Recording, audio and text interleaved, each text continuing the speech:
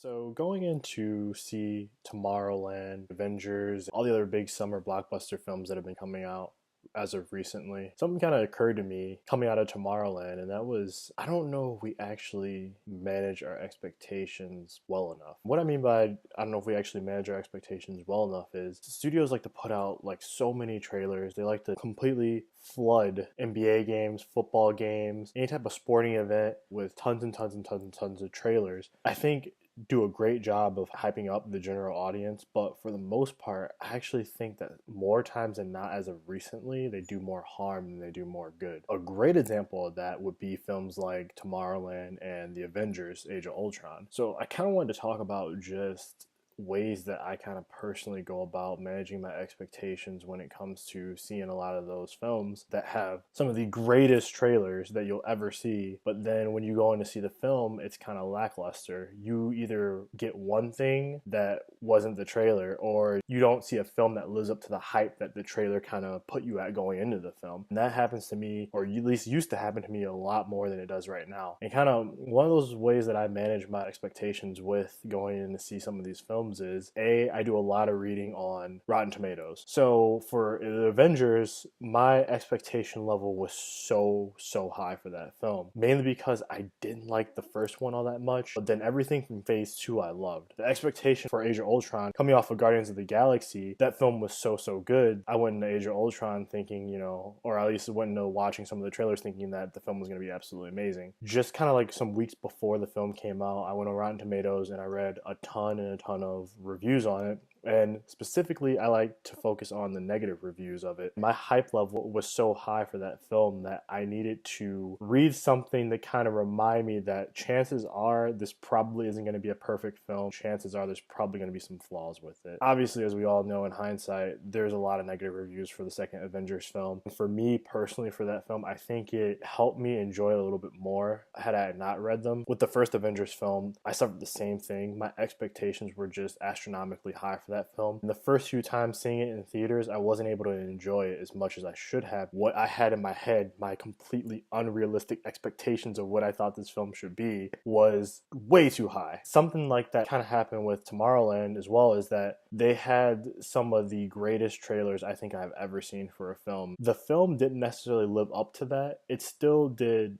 a number of things well that weren't alluded to in the trailer really at all. I'll kind of get into that a little bit more in my review of the film, which should be coming up later this week. Overall, the film I don't think lived up to, again, the amazing trailers that they put out for it months prior to it coming out a couple of weeks ago. Looking at negative reviews was one thing that definitely helped me with Avengers, and I kind of tend to do that with a lot more movies now that I'm really excited to see. Like another film I'm probably definitely gonna do that for is Star Wars. Jurassic World is another film that looks really good. As we get closer to that coming out, my expectations for that film just continue to grow. Sometimes I need something to kind of knock me back down to reality and make me realize like, hey, this film is probably going to have some flaws, probably not going to change the way that we view films for the rest, however long films are being made. And then the second thing that I like to do is I like to specifically focus on how many trailers I watch for a film. Going back to the Avengers again, and a little bit of Tomorrowland, because these are kind of like the two main films that really suffered this issue for me with my expectations as of recently. You have to really be careful in the number of trailers that you watch for a lot of these films, because you will get spoiled to a certain degree. This year, I noticed that a lot of the big studios have been more careful, whereas last year, a lot of the trailers spoiled a lot of stuff that was in the films. This year, it seems to be more people are seeing these trailers, or they're watching these abundant amount of trailers that are coming out, and what's happening is they're building this expectation of what the film should be based on the trailers, and then when they go and see the film, they seem to be kind of angry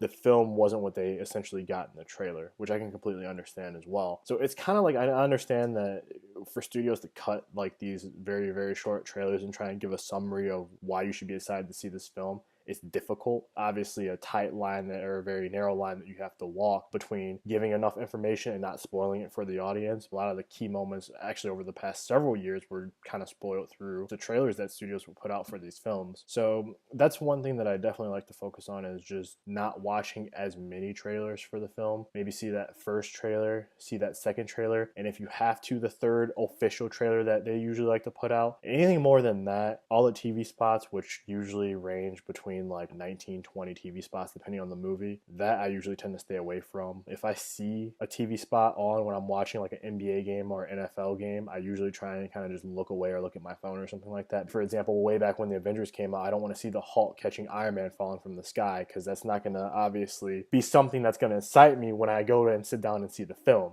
and which was a pretty cool part in the film. So that was one thing that I definitely think helps me as far as managing my expectations for a lot of these big summer blockbuster films. And the third thing, which I think is pretty important, maybe if not the most important thing, is going into the film with realistic expectations. What I mean by that is like when you read actor interviews, director interviews, and producers that all worked on whichever film, they're usually trying to give you a brief, spoiler-free synopsis of the film, something that can get you excited but also inform you enough about what the film is going to be about, why you should want to go see it. The thing that I like to specifically focus on, if I'm going to even watch these in the first place, is just kind of like go in using what they've basically talked about to kind of be optimistic about what the film will be about. I won't kind of watch a couple interviews, watch some trailers, and then have this ridiculously high expectation level of what the film is going to be, because I've seen a bunch of cool shots that kind of been snapped together with some cool dubstep music playing in the background. Being careful will kind of go a long way as far as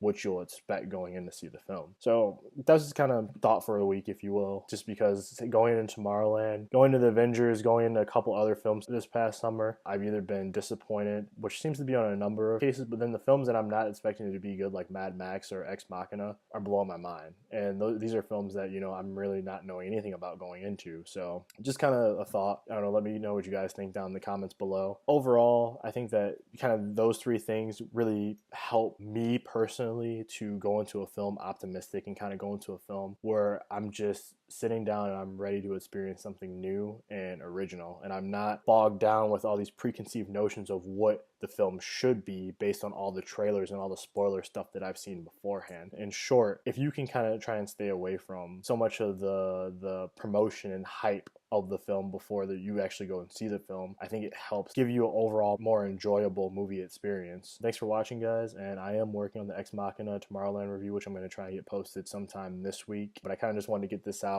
just because I thought that it's something that a lot of people have issue with as well. I do read a lot of movie reviews and I do watch a lot of YouTube videos, so I see in the comment section it's a huge concern for a lot of people with trailers and basically not getting what they expected when they go and sit down and see the film. So if you guys like this video, go ahead and give it a thumbs up and let me know what you think down in the comment section. And look forward to my Ex Machina Tomorrowland review later on this week. I appreciate it, and thanks.